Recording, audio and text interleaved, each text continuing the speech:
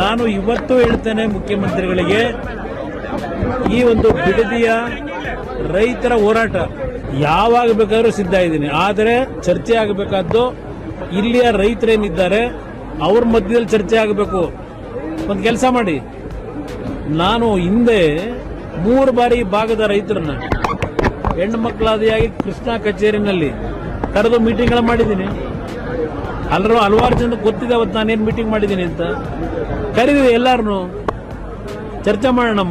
ನನ್ನ ರೈತರ ಬಿಟ್ಟು ನಾನು ಚರ್ಚೆ ಮಾಡಕ್ಕೆ ಸಿದ್ಧ ಇಲ್ಲ. This video is sponsored by Mahalakshmi Jewelers, Mannur Multi-Speciality Hospital, KBN University, Royal PU College of Science and Commerce, Imran Silk House, Al-Sharia Group of Institutions, and by Ideal with G. ನಾಡಿನ ಜನತೆಗೆ ಸಲ್ಲಿಸಲಿಕ್ಕೆ ಬಯಸ್ತೇನೆ.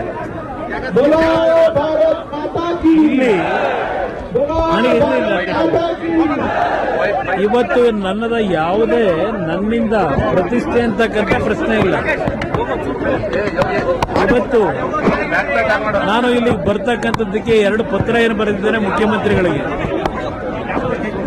ಈಗಲೂ ಸಹ ಹೇಳ್ತೇನೆ, ಪಾಪ ಮುಖ್ಯಮಂತ್ರಿಗಳು ಅಲ್ಲೆಲ್ಲೋ ಬೆಂಗಳೂರು ನಗರದ ರಸ್ತೆನಲ್ಲಿ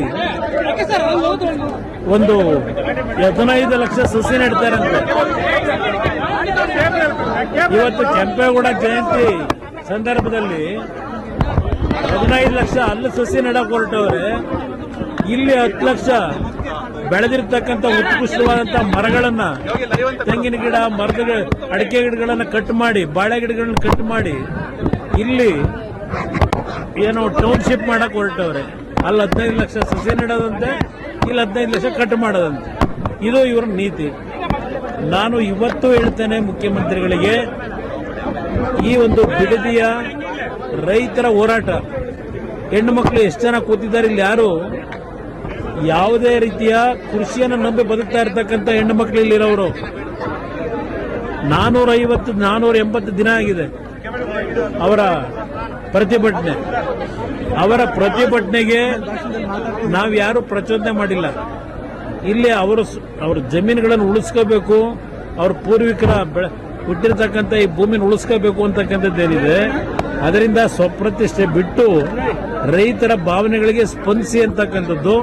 ಕೆಂಪೇಗೌಡ ಜಯಂತಿ ಆಚರಣೆ ಮಾಡಲಿಕ್ಕೆ ಹೊರಟಿದ್ದೀರಿ. ಕೆಂಪೇಗೌಡರ 108 ಅಡಿಯ ಪ್ರತಿಮೆಗೆ ಹಾರ ಹಾಕೊಂಡು ಪೂಜೆ ಮಾಡಕ್ ಹೋಗಿದ್ದೀರಿ. ಅವರಿಗೆ ಗೌರವ ಕೊಡಬೇಕು ಅಂದ್ರೆ ಮೊದಲು ಯಾವ ಬೆಂಗಳೂರು ನಗರ ಕೆಂಪೇಗೌಡರು ಕಟ್ಟಿದ್ದಾರೆ ಅಂತಾರೆ ಆ ನಗರ ಸರಿಪಡಿಸ್ಕೊಳ್ಳಿ, ಆಮೇಲೆ ಇಲ್ಲಿ ಬನ್ನಿ.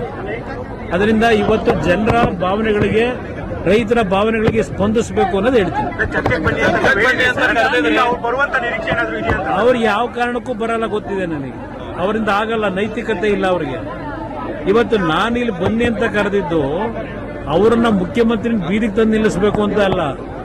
ನಮ್ಮನ್ನ ಬೆಳೆಸ್ತಕ್ಕಂಥವ್ರು ಇಲ್ಲಿ ಕೂತಿದಾರಲ್ಲ, ಆ ಹೆಣ್ಣು ಮಕ್ಕಳು, ಹಿರಿಯರು, ಅವರ ಸನ್ನಿಧಾನದಲ್ಲಿ ನಡೀಲಿ ಇದು. 480 ದಿನ ಅವರೇನು ಇಲ್ಲಿ ಕೂತು ಹೋರಾಟ ಮಾಡ್ತಾ ಇದ್ದಾರೆ, ಅವ್ರಿಗೆ ಗೌರವ ಕೊಡಬೇಕು ಅನ್ನೋದಿದ್ರೆ, ಅದರ ಮುಖಾಂತರ ನಾಡಿನ ಜನತೆ ಗೌರವ ಸಲ್ಲಿಸಬೇಕು ಅನ್ನೋದಿದ್ರೆ ಈ ಮುಖ್ಯಮಂತ್ರಿ ಅವ್ರ ಮುಂದೆ ಚರ್ಚೆ ಮಾಡಲಿ. ಅಲ್ಲೆಲ್ಲ ಕೂತ್ಕೊಂಡು ಹೇಳಿಕೆ ಕೊಟ್ಟರಾಗಲ್ಲ.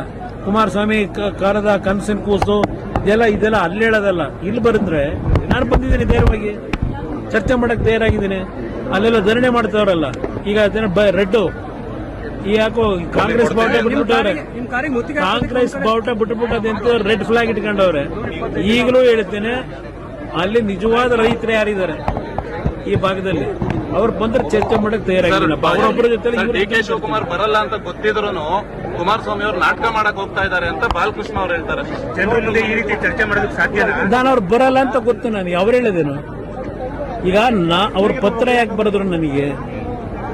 ಪತ್ರ ಬರೆದು ಯಾತಕ್ಕೆ ನಾನು ಇನ್ವೈಟ್ ಮಾಡಿದ್ರು? ನಾನು ಯಾಕೆ ಪತ್ರ ಬರೆದಿದ್ದೇನೆ? ಮತ್ತೆ ಇನ್ನೊಂದು ಪತ್ರ ನೆನಪಿಸಿ ಅವ್ರಿಗೆ ಪತ್ರ ಬರೆದೆ. ಯಾವಾಗ ಬೇಕಾದ್ರೂ ಸಿದ್ಧ ಇದ್ದೀನಿ. ಆದರೆ ಚರ್ಚೆ ಆಗಬೇಕಾದ್ದು ಇಲ್ಲಿಯ ರೈತರೇನಿದ್ದಾರೆ ಅವ್ರ ಮಧ್ಯದಲ್ಲಿ ಚರ್ಚೆ ಆಗಬೇಕು.